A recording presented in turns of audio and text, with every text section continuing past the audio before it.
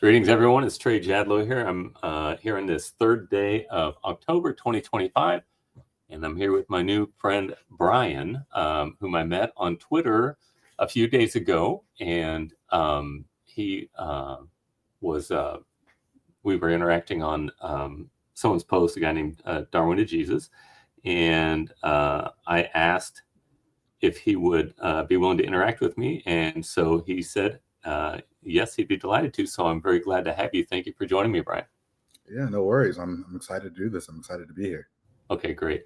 Now, I guess let me go ahead and just read the post that we had. Darwin to Jesus posted a thing that says, "Atheism is not about evidence; it's about rebellion." And you said, "No, it isn't. You made this up." And Right. so I said, "Do you think your perspective is based on evidence?" And he said, "Yes, I'm an atheist. I know atheists. You think you're so brave to defy God you claim is infinitely more powerful than guys like Superman who can fly through the effing sun. No, man, we simply don't believe he exists, just like we don't believe unicorns exist." And I said, "Great, then I'd like to have a conversation where we can compare ideas for validity. Can you do it? Or do we just repeat tropes on social media and hope no one challenges our views in a real world of adult exchange?" And so I said, "Yeah, let's have a conversation." So great. So glad to have you. And the link to that is in the description in our video here. But before we begin, I was wondering if you could just tell me a little bit about yourself, like if you had a religious background at all, or maybe a little bit, whatever you feel comfortable about, and maybe just a little bit about you, if you want to say where you're from, what you do, anything like that. And if you don't, that's fine as well. And I'll tell you about me. I'll give you my background of where I came from and who I am. Yeah. Hello, my name is Brian. You obviously all are reading. My name is Chris White. It's an alias. There's a whole background behind that, a kind of a mini social experiment, kind of saying like who would respond to an account or who would trust an account that looks semi-professional. Obviously, I have goofy things in my bio that makes it very obvious it's a fake person. He pretends to be a journalist from Fox, CNN, BBC, MSNBC, and it's hilarious because it's just like a bald middle-aged guy. It's kind of funny. It's a stock photo, and you would think that people would have heard of such a guy who's worked at all those places since 1969. That'd be amazing. Yeah. But yeah, so I have that account. A little bit about me. I work at one of the universities over here at the Cancer Center, doing really good work. I am an author, have a sci-fi book out. I write horror. Big fan of spooky season. It's October. As far as my religious background, I feel like this is known by pretty much everyone, I would think, but Black people typically are very, very religious. So I come from a religious family. And I started to question the validity of my religion, my faith, pretty early on. I remember there was a time when I was an elementary schooler on a bus, and I heard some kids that he didn't believe in God, and I was like, that's not even possible. What do you mean? And, that God is as real as the trees are, right? Actually was not the thing that started me on my journey. I had some questions that I really couldn't reconcile in my head. And then the more I started to learn about the universe, evolution specifically, I started to lose my faith. And then I actually had an experience where I was playing a video game, funnily enough, and I kept losing, got really upset, as young boys do. Monitor your gaming time for your children, parents. Got really upset, cursed out God, and then I started winning, right? And the more I said all these negative things, obviously the two aren't related, but at the time as a kid, cursed out God, whatever, won the game. I remember I had a bunk bed at the time, slept on the bottom bunk. I usually slept on the top because I was fearful that God would shoot lightning through my roof and my ceiling and kill me for saying all these heinous things. Woke up and realized I was still alive, totally fine, nothing had changed. And that kind of flipped the switch in my brain to be like, maybe there's something to this. And multiple experiences from there, and now I'm here. Okay, and so approximately how long ago was that? I'm 27 now. I probably would say about around the age of 11, 12, maybe. Okay, all right, quite a while. Yeah. Okay, and so you're not married or anything like that? Any kids? No kids, not married. Okay, great, very nice. All right. Well, I live in Kansas City area, and I grew up basically live in the same place that I grew up in. And I'm 59 years old. I've got 6 kids, ages 35 down to 22, 3 boys, 3 girls. Sadly, I'm divorced. My wife left me probably 12 years ago, I think. And I've been a Christian almost, what is it? 40, almost 40 years. Is that right? Yeah. I mean, when I was 20 is when I became a Christian. I was raised in a Christian environment. Mainly, my dad was not a believer. My mom was. And so, always went to church, but it didn't really, nothing changed my life. And I didn't really understand what it meant to be a Christian. Everybody said, oh, just receive Jesus into your heart, or say this prayer, or, walked out or whatever. And so I did all that stuff. It didn't make sense to me. I'm like, okay, I don't really know what that means. And it wasn't until I was 20, and I actually went to a young missionary training school called Youth with a Mission when I was 20. And it's like a year-long program. You have 2 semesters of 3 months in class, 2 months you'll go to a mission field somewhere. And it's very not heavy on academics. It's more on practice. It's a charismatic. I don't know. Do you know what charismatic is, or Pentecostal? No, like, I mean, no, yeah. They're like people like they're into miracles, the televangelists on TV and that kind of stuff. It's kind of one of those kind of not very extreme, but it was that kind of a thing. Emphasized a lot on miracles and stuff. Anyway, it was there when I was in my first semester there, and I don't even know exactly when it was, when I understood that to give your life to Christ or to become a Christian means that you are dying to everything that you are, and you're just letting go of the reins and saying, you are in charge of my life now. I no longer am my own. And when I realized that, I was changed, and my life just completely made a significant change. And I this is down in Northwest Arkansas in Fayetteville area. So those are the only time I've actually been away from home. So I was in there for 4 years. I met my wife, a woman who became my wife. We got married, came back up here, and I jumped right into kind of the charismatic movement. Since you don't know what that is, you've probably never heard of the Kansas City Prophets, have you? Or IHOP, International House of Prayer? The second term accidentally from the restaurant, but yeah, no, I've never heard of either of those. You never heard of IHOP as the International House of Prayer, though, right? No, I've heard of it as the International House of Pancakes. Sure. Yeah. Well, they actually had kind of named it after that acronym. They got in trouble for that too from IHOP. But anyway, it's a very big movement that's worldwide, and it's called the prophetic movement. And again, it's kind of a zany, charismatic, crazy religious stuff. And actually, the founder's finally been exposed to be what he is, which is a complete charlatan. Anyway, I jumped into that, and then after a while, I just finally said, I can't do this. There was all kinds of crazy stuff, going on. I said, I'm done. And so I left the charismatic movement, and so I'm what you call a Reformed Baptist. So I'm a Baptist, but I follow very closely a lot of the tenets of the Reformation in the 16th century. And actually, my form of Reformed Baptist comes from the late 17th century, in the late 1600s. But anyway, so I really like thinking about things. I like philosophy a lot, and I like to own my ideas, and that's my big passion. And so I've been doing this. I've been debating atheists for about 15 years, pretty consistently online. And I'm really glad I got you to come. It's almost impossible to find somebody to have a conversation more. I mean, I'm not exaggerating. It's almost impossible. They won't even interact with me generally, but to get them to come on live has just been, again, such a chore. It's nearly impossible. So I'm really glad to have this opportunity. Yeah. Okay, so what I'm going to do, Brian, is hold on just a minute. Something else is in my ear there. Okay, what I want to do is I don't want to present evidence for the existence of God, but I actually want to demonstrate a proof. The difference between proof and evidence? I'm assuming where you're going to go with this is that a piece of evidence would suggest that something is true, versus a proof is, in the word, it's proving that this is true. It's an irrefutable thing that you would have to accept. It's going to be like an analytical argument or something like a mathematical truth or something like that. Yep. So I have, I'm going to give my argument. We're going to interact with it if you're willing. And not only has this argument never lost, it's never had a rebuttal as of yet. And so maybe you're the guy. So here's what we're going to do. Before we begin, I always ask for 2 epistemological presuppositions as we engage in the endeavor of inquiry. Number 1, I'm going to ask for logical coherence, or that we adhere to the laws of thought, Aristotle's laws of thought, law of non-contradiction, law of identity, and the law of excluded middle. Do you grant those as necessary corollaries to any kind of investigation?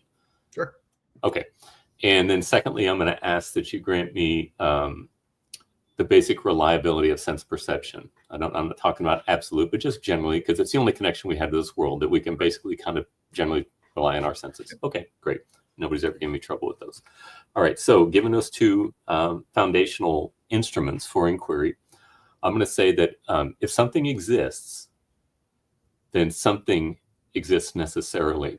And what I'm saying is, if something exists now, there's only 4 possibilities. And we'll go through each one of these. Number 1, it is an illusion. Doesn't really exist. It's just something that's not even real. Number 2 would be it is self created, that it makes itself. And thirdly, it is self-existent. And then fourthly, it is created by something that is self-existent. Okay. And so the first one is that which exists is an illusion. Are you familiar with René Descartes and Cogito ergo sum? I am not. Okay. He was a 17th century philosopher. He was a rationalist. And he basically said, after the Reformation, it used to be, before the Reformation, if somebody had some great question that they were struggling with, they could go to the authority of the church and say, what is the answer to this question? They could get an authoritative answer. And it brought a lot of comfort and security to people to get these answers because they were authoritative. But after the Reformation, the church kind of explodes into all these, different sects and differences. Of course, there was a split in the church in 1054 as well between the East and the West, but the Reformation really just kind of scattered things, all over the place. And so there's a great sense of insecurity about knowledge, just saying, how am I going to know something for sure? And there's also a lot of war going on as well, and there's a lot of upheaval.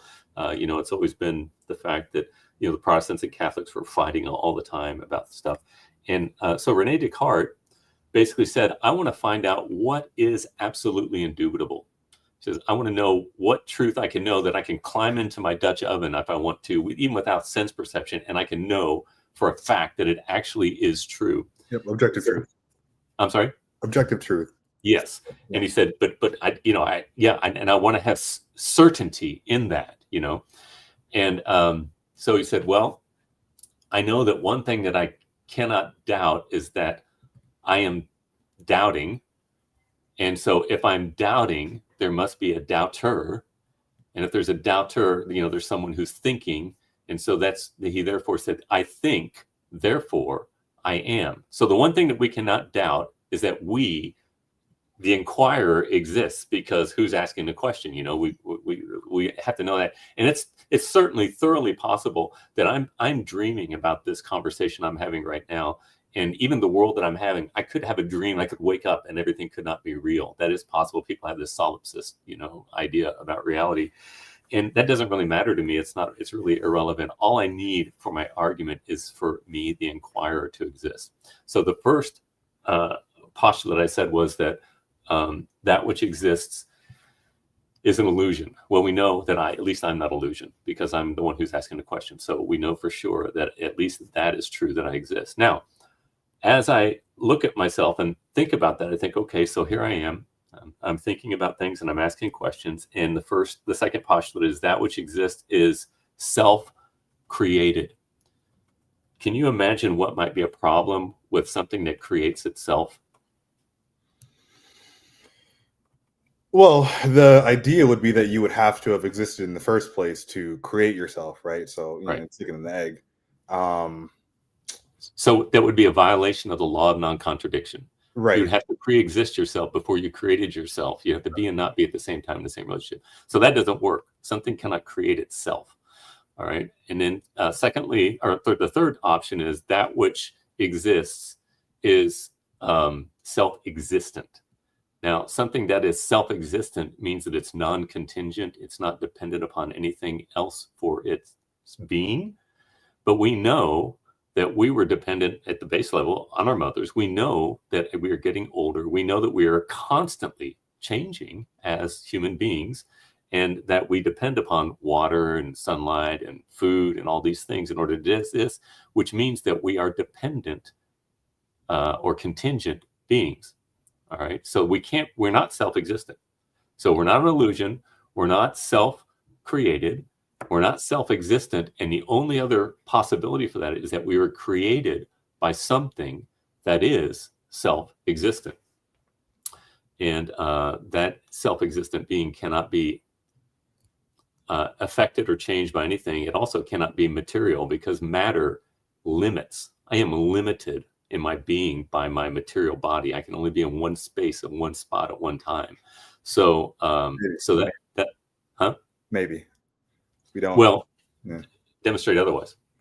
Well, I mean, again, maybe we don't fully know if, I mean, you know about Schrodinger's cat. We don't fully know if, when we're talking about possibilities, right?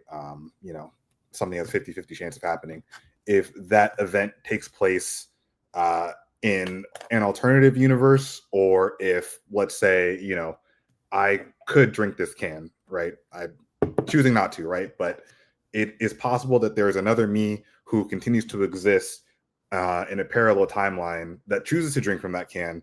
It's also possible that there's another me who does choose to drink from that can, and, you know, in some quantum, whatever you want to call it, that timeline isn't stable, so therefore it doesn't exist. We don't know. This is, again, I'm not a high-level physicist, but I just wanted to bring that point up, that it's possible. Yes, I will grant you that the quantum level of inquiry is indeed mysterious. Yeah, it has led some people to make some silly accusations, like Niels Bohr. Are you familiar with the controversy between Niels Bohr and Albert Einstein? Niels Bohr basically said, well, yeah, contradiction is fine. And in fact, he made a coat of arms for his family that said, contraria sunt complementaria. Contraries are complements, which is nonsense. And I think Albert Einstein said, no, God doesn't play dice. And he said, no, once you do away with the law of non-contradiction, that's why I'd ask it as a foundational principle, then you have what's called the principle of explosion. Once you say the law of non-contradiction doesn't hold, it's also true that the law of non-contradiction does hold. Everything that you say explodes into nonsense, you know, because the exact opposite of what you're saying is also true at the same time. So if you're going to have any inquiry, you've got to hold to those truths. Now, that's not to say that, like I said, there are mysteries in a quantum level, but people that say, oh, it's just irrational. It's like, no, you're being lazy and you're giving up too quickly. You know, we need to keep digging and find an answer to this conundrum. But it's not something that we should abandon and just say, oh, it's magic. You know, we should continue to seek out that thing. So, but anyway, but what I'm basically wanting to hone in on, though, is that if you exist, if you, a contingent being, exists, it's basically the principle of causality. Are you familiar with the principle of causality? A little bit. And in what context are you using it, though? Well, basically, the principle, it's very simple. It's just that every effect must have a cause. Yeah. Are you familiar with Bertrand Russell? I'm not. He was a famous mathematician in the 19th century. He was one of the atheists' favorites. You're obviously not a part of the big shot atheist community. No, I'm not any kind of a philosophical historian on atheism. I think that's silly. I think. Okay, well, but he is considered to be kind of one of their heroes, because he's an amazingly intelligent guy, and he was a very famous atheist. You might listen to it sometime. He says, "Why I am not a Christian," and he was a Oxford or Cambridge mathematician, I think, or something, and he was just very well known in his time in the 20th. I think he started in the late 19th, early 20th century. But anyway, he basically said, well, if everything needs a cause, and you might have heard atheists like to say this, if everything has a cause, what caused God? But that's not what the principle says. He misunderstood the principle of causality. It doesn't say everything needs a cause. It says every effect must have a cause. And so the principle of causality is an analytically true proposition. So how like analytic and synthetic statements, the difference between those? No. A synthetic statement is something where there's added to the subject, like the dog has a tail. And so it's going to include empirical realities, and evidence is always going to give you probabilities but not certainty. Sure. You know that, yeah. So that's what synthetic statements are. Scientific hypotheses are always going to be synthetic statements. But an analytical statement is going to be one that is true by definition, and basically you're not adding anything to the subject with the predicate. A triangle has 3 sides. Is an analytically true statement. 2 + 2 is 4 is an analytically true statement. Okay. Well, causality is an analytically true statement. Every effect must have a cause. And that is because the only way that you can define effect is to invoke the reality of cause. And the only way that you can define cause is to invoke the reality of effect. And so if you want to talk about an effectless cause, or not, actually you can have a cause without an effect, but you can't have an effect without a cause. It's nonsense. It doesn't make any sense. So basically what I'm giving you as argument for is say that anything that changes is an effect. We are an effect. And you cannot have an effect without a cause. And that cause itself cannot be something that starts out as an effect. Because we see causal relationships all the time. That's what science basically is. We're watching causal relationships. That's why quantum mechanics blows our heads up, because we can't really understand how that works. But to say that an effect doesn't have a cause makes no sense whatsoever. Sure. And so what I'm saying is that we are an effect, and there must be a cause. And so we would have what's called contingent being, and God would be called in philosophical terms that which is necessary. He has necessary being, is being that cannot not exist. And so at base level, we must have, if there's creation, there must be a creator. And some people will say, oh, I just think the universe is the ultimate reality. But the universe is all changing. And I was going to talk about the causal relationship. So we see cause and effect all around us. We say, oh no, there are all kinds of causes. I'm causing this pen to fly through the air, Sure. as I do that. But the problem is my constitution, ontologically, as my being, I started out as an effect who then had a causal power, within me to do things. So that's what you can't have an infinite regress of contingent beings. And some people want to say this, oh, it's just turtles all the way down. It's just an infinite regress. Well, that makes no sense, because you're never solving the equation. You're saying there's an infinite regress of effects, because it starts out as an effect without a cause. And that doesn't work. It's irrational. It can't work like that. So what do you think about that? Okay, so I see what you're saying. So you're saying, we're not even talking about we're not even debating like where humans came from and saying the cause is the evolution versus, Adam and Eve or whatever. You're talking about going all the way back billions and billions of years to the very beginning of the universe and saying that is an effect that would need a cause, right? And in your argument, that cause would be God or a creator, right? Yeah. No, I see what you're saying. And I have heard that perspective. I think I would argue that we don't know that it doesn't, though. We have a theory, the generally accepted is the Big Bang, right? You have an extremely hot, dense space, and eventually you have a singularity. And a lot of people think the singularity is like the point, and it's not. The singularity is just the moment that the universe expanded out, right? You have all this energy that eventually cools into matter. And then, billions of years later, it comes back around to it being us, right? I think that the issue is that you would be hard pressed to find any scientist who would say that did not have a cause. We just don't know, right? It's for our tools and for our senses, it's just a completely impossible thing to really measure or study. There are ideas, some very good ones, an infinitely expanding and contracting universe, the idea that we live in a multiverse, the idea both of those are just say that there is an eternal effects without causes. Yeah, sure. all does is multiply the problem. It doesn't answer any questions. Sure. And just because smart people say it, no, and it doesn't make it true, right? And again, the other things that it would be damn near impossible to measure in reality. But No, again, it's incredibly easy. That's the whole point of my whole argument.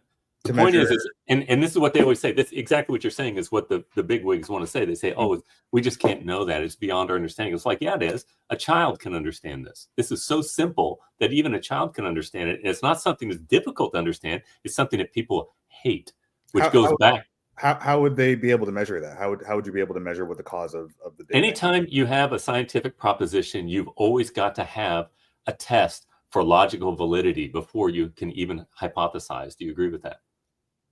Like I can't. I don't know if that's true because I mean, for example, right? We've seen to your earlier point, right? There's this basic scientific principle of matter cannot be created or destroyed. I don't think that that's true. You know, we know of particles that can basically pop in and out of existence. We have no idea what causes that. We can see it happen. We can measure it. You throw your hands up when you try to. Again, we have no tools to measure that. Like I think that sometimes we have to put things into perspective with just knowledge, right? Anatomically, modern humans have been around for 300,000 years, right? Civilization itself, what is it, 10,000, maybe a few thousand years longer? That's not a whole lot of time on just like let alone a cosmic time scale, just an Earth time scale, right? Our brains have literally not developed enough to understand these big questions that have been festering for billions and billions and billions of years. So I don't think it's any kind of I don't know what the word would be, a detriment on atheism. And I do want to separate these. I think that you can believe in the Big Bang and all these, you know, high-end scientific theories and still believe in a God, right? I think that that's a different argument, right? But the Big Bang Theory was first originally suppressed because it sounded so much like the biblical narrative. When it was first discovered with Hubble, it was like, and Einstein doubted it, but then until he looked for himself, and it's like, oh, this is real. And they fought against it because it sounded so biblical. So it's not something that's a problem for Christianity. It's a verification for Christianity. I don't know, because the Bible does say things like, it's talking about things like Adam and Eve, which would kind of is not what the Big Bang Theory would suggest, right? The Big Bang Theory would suggest that all this energy came out, you had these massive gas clouds, the solar systems formed. From those gas clouds, you know, you have Earth forming, and then all these. No, that's not Big Bang. Yeah, but Big Bang is you're talking about like. No, I know. I'm saying that is not part of the narrative of the Bible. The narrative of the Bible is that God created the heavens and the earth, and Adam and Eve were put here as again modern human beings. Unless we're saying that Adam and Eve were like amino acids, right? That's right. Which evolution basically says is common descent. Right. Right. And there's no evidence for that. No evidence for common descent. Yeah. Why would you say that? I mean, because we've never seen mutation on the level of anything other than like a family. Well, you mean again? That'd be they've been trying to evolve fruit flies since the 1960s, and they still haven't been able to move. With dogs. Sorry, we did it with dogs. Did the dog become an elephant? A wolf became a dog. Yes, but that's a wolf. Yeah, that's at a minor adaptation level. Nobody questions that. I mean, I'm talking about common descent. I'm sorry? Take a pug and a wolf. Right? A pug and a wolf look incredibly different. And that's within a very small time. They're both dogs. Yes. So what? No, but that's the thing. But that's what evolution argues. Like evolution doesn't say, it would say, like evolution would say that we are apes. You want to go all the way back, and like you can't evolve out of a clade, right? Just like dogs are still wolves, humans would still be fish under that definition. It's not it doesn't change anything.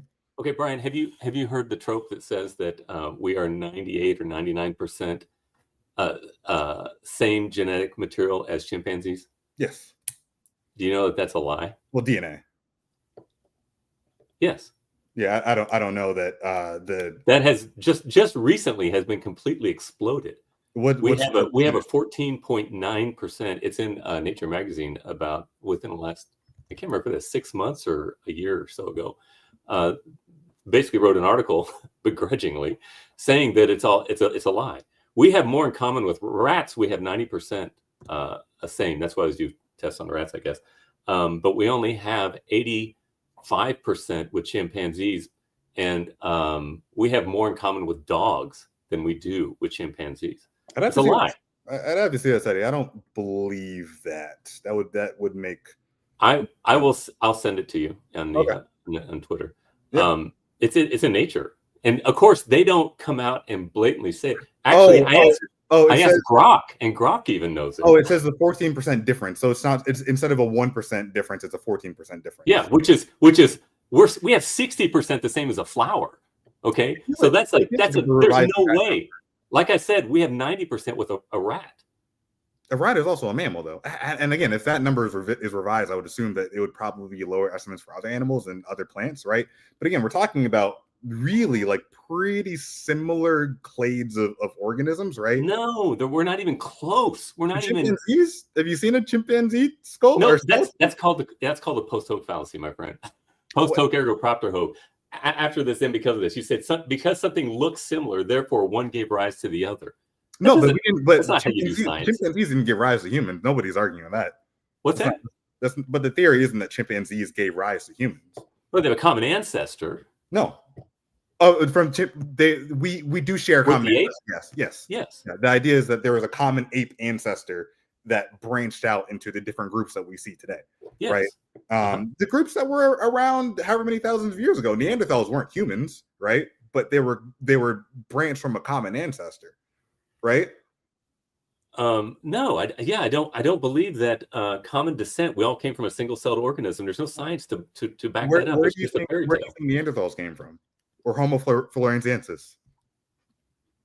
Like all the other hominid species that were around that we have evidence. Well, all of those things, those supposed transitional forms, are either one, like you've got, Australopithecus afarensis is a tree gibbon. It's a chimpanzee. I mean, a monkey, and then you've got Neanderthal, which is a man. But a Neanderthal is not our ancestor, though. It's like a cousin, Okay, but every one of those quote transitional forms, which there are almost none when there should be billions of them. But that's a bit because the most things don't fossilize. 99.9% of animals never fossilize, right? But again, it's not a transitional form because it's a flood or something from Neanderthals. It's not the. I mean, I guess when you talk about like modern humans, there is some Neanderthal DNA because we could breed because again, we had a common ancestor, right? You have to have certain genetic similarities to even be able to do that, right? Do you believe that we all came from Y chromosome Adam and mitochondrial Eve? I think so. I think that's what the science would point to. So do I. Yeah, but your theory would be that there was a man and so Adam and Eve, right? You have two human beings, right, at one time, right? We're not going to talk about how Adam was supposedly made from mud, which it seems to be a lot of evidence for that than anything on the evolution side of things. But Adam and Eve have kids, right? 4 kids. What happens then? What you're going to have a moral qualm with? No, I'm not talking about the moral argument. I'm just saying throw the morals out the window. I'm saying they have kids. What happens then? What do you? I don't know. The kids have kids with each other, right? That would be the only way that you could explode into 8 billion people, right? Sure. Yeah. Right. Okay. Cool. We have observed that doesn't work out too well through more than a few generations, more than maybe 2, right? Why? No, wait a minute. You're not thinking this through. Why is that? Because so when you have copies of the same DNA, right? Mutation is one of the reasons diversity, right? It's one of the reasons that a species is able to survive, right? Because you have adaptations or mutations that allow you to survive in an environment, or if you have a disease, right? Let's say you have a recessive disease or a dominant disease, right? If you essentially make copies of that disease, you're much more likely to get it, which is the reason why when brothers and sisters have kids with each other, it usually doesn't turn out too well. A lot of times they become infertile after a generation or 2. Right. And it's because they have two. Because when we have DNA copying, there are copying mistakes, and when you have 2 people that are too close, those things accentuate and multiply. Mm-hmm. All right. When you have early mankind, where were those problems? Well, if we're not assuming that Adam and Eve are related, which they should be, because Eve came from Adam's rib, which would mean that he came from his DNA. No, I'm saying where were the copy errors early on in their children that would cause a problem? Any of the diseases that they had. Yeah, but they didn't have copying errors. They didn't have any copying errors? Not like we see. The thing is, right now we have so many copying errors because of the DNA making mistakes. That's the problem. So there's no problem for them having children. But it wouldn't make sense for them to have. It wouldn't make sense for us to have copying errors if they had none, because we're just copying over the same genes over and over. And they had perfect genetic codes. The Bible says that. No, it's just logically, scientifically, they wouldn't have copying errors because they just started.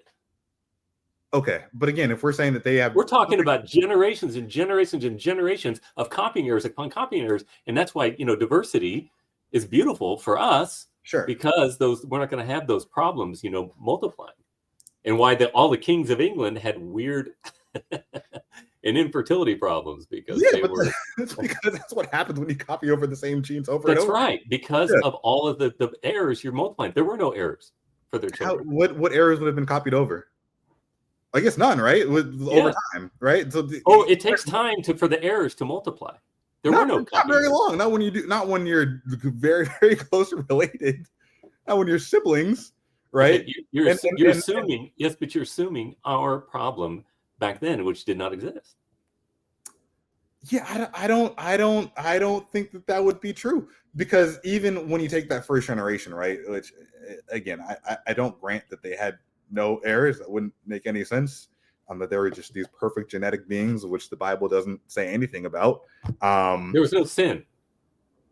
What does that have to do with DNA?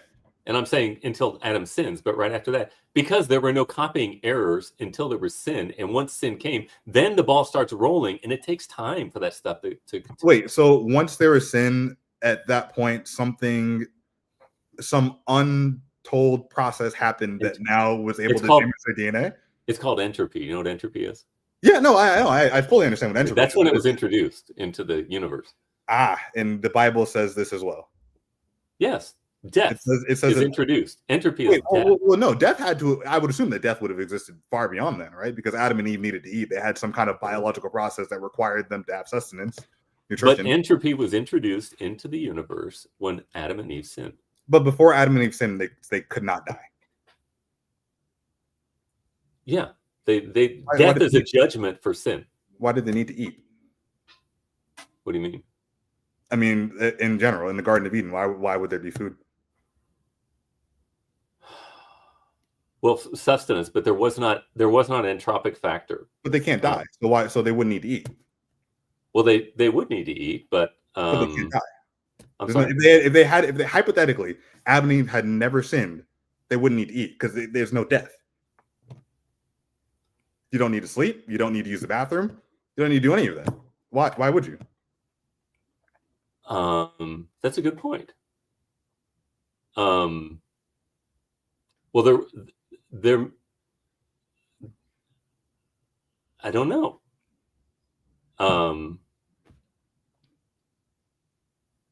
Because there had to be, and I've heard people talk about this before too as well, but I haven't dug into that. Like, there had to be some sort of death before sin, like walking on a grass blade or something. But I'll have to look into that. Yeah, I don't know. But entropy, as the universe going down and having the struggle in life, began at sin. Struggle in life began at sin. Would you agree that there's something wrong with this world? I think there's a lot of things wrong with this world. Okay. Unfortunately. Yeah. And I would too. And I think that there are moral in nature. Would you agree with that? I guess. I mean, I think there's a lot of problems. I don't know. I think that humans we're very smart. We're very intelligent. We've done so many amazing things. But I think a lot of us are just stupid. There's a lot of stupid people. And I don't mean that. Are there evil people? I think by my definition, for sure. By my definition, absolutely. You know what, Brian? I forgot to tell you. I've got to leave here really soon. I only have 45 minutes. I'm supposed to be at a bachelor party. No worries, man. No worries at all. Yeah, here really soon. How can we button this up? I'd love to have a conversation again if you would like to. Yeah, this is fun. I enjoy it. I always enjoy hearing different perspectives, because then like you brought correction to me, something I need to think about, and I like to be challenged and to grow and to learn from people. Okay, so I guess, do you find that the argument that we must have a creator to whom we are accountable to be compelling at all? I don't think so. Again, I think that there are forces that we just are not smart enough or don't have the tools to understand. Much in the same way where I'll make this really quick, right? We know that black holes exist. We have a picture of a black hole. We, for the longest time, have thought that information essentially from the universe cannot be created or destroyed. However, you send information to a black hole, and it might just be gone from the universe. We know that it radiates off energy, which is why over an ungodly amount of time black holes evaporate, but then they're just gone. All the things that they've sucked in are gone, right? So you go back to your cause and effect argument. We have no freaking clue. It doesn't mean that there's not a reason for it. It doesn't mean, but it very likely isn't also that there's some person or being that is moving that process along. It's just that we don't have the tools, we don't have the knowledge, we don't have the people to measure that, right? And I think it's the same with the bigger forces when you talk about the creation of the universe, right? Maybe the Big Bang Theory is wrong. Maybe there's some other theory as to the creation of the universe. I don't know. I'm an idiot, right? I'm a dumb guy. You're familiar with Occam's razor, right? I am. The simplest answer is often, and I get it. I don't think we can apply it to the creation of the universe. I think it's just too complex of a subject to where we're going to need quantum computers maybe to begin. Okay, but the thing is, Brian, is that you're not allowed to add complexity just so you can win the argument. I'm not. I just think it's a complex question. I think it's a complex thing. But it's not. It's like I said, it's simple enough that a child can understand, and you haven't refuted it. You cannot have dependent being existing independently. Would you agree with that? Well, this is so simple a 5-year-old can understand it. And you're trying to make it real complex. That pop in and out of existence. Do they violate the law of causality? What causes them? Are they creating themselves? Well, we don't know, but we know that it didn't cause itself, right? We know that they don't create themselves. We have no idea. You just conceded my argument to say that they can't. I want to bring that point up earlier, but we started talking about the thing. But I'm saying that's one of the things in the universe where we're like, this happens, and we've observed it. We see that these particles, and maybe they don't create themselves. Maybe something that we have no. No, it's not maybe. It's not maybe. They don't. Do you know? Have you studied these particles? Okay, you gave me the law of non-contradiction, didn't you? But I'm asking you, do you know? How would you know? Yes, I know. How? Because it cannot be irrational. Okay, so what would cause it then? You know for a fact. I didn't say I knew what caused it. I said ultimately it would be God, but I can't know the proximate instrumental causal relationship. But that's unimportant. It doesn't matter. The issue is that we don't know. We have no idea. They very easily couldn't. We don't know. We've seen things break our laws all the time. And I'm saying, not the law of non-contradiction. Never. Nothing ever does. So, and once you say it does, you commit the principle of explosion. That for all intent, and I'm not saying it's magic, the particles that pop in and out, like yes and no, like binary code, right? They're here and they're not here, right? That to you breaks nothing that our tiny human minds know about contradiction or causality or the laws of physics. It absolutely breaks our mind. But one thing we can say is it's not irrational. You don't think so? I mean, I guess if you want to give up rationality, then be consistent. I don't know, but I'm saying that we're talking about things that are so beyond us that I think it's a little silly to assume that we know. We don't know. There's a lot of things that we just don't know. And that's okay. I don't know. I think that's fine. I've got to go, my friend. I've got to get going because I'm going to be late for this. But you have been very kind and very intelligent and very humble. Oftentimes you'll have conversations with people and when they get uncomfortable, you start getting the filibuster words, but you've not been that way at all. You've been very, we go back and forth and we've been very kind and respectful. And I think in our interaction and it's very actually enlightening. So thank you for that. It was very nice to meet you. And I'm so glad to meet such a famous man who's been on Fox News and CNN and everything else like that. But I know we'll see each other again. And if you want to get together, we can do this again, actually. And I needed to, think about your question about, death and the introduction of death and how that affects Adam and Eve. And so I will do that. And so we will hopefully get together again and have another conversation. Yeah, this has been fun. The world needs more of this. The world needs more people talking, having I am so passionate about that. I like to go and have conversations at a local university, sit there, and I have a sign that says, "Why are we here?"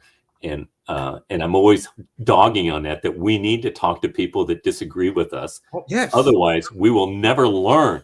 No. People that are dictators always end up collapsing on themselves because people are afraid to question them because he'll kill them, and then everything collapses because he becomes stupid. I agree. Yeah. So excellent. So I'm so glad to meet you, Brian, and we will talk again. And thank you for your time. Absolutely. All right. Bless you. All right. Bye.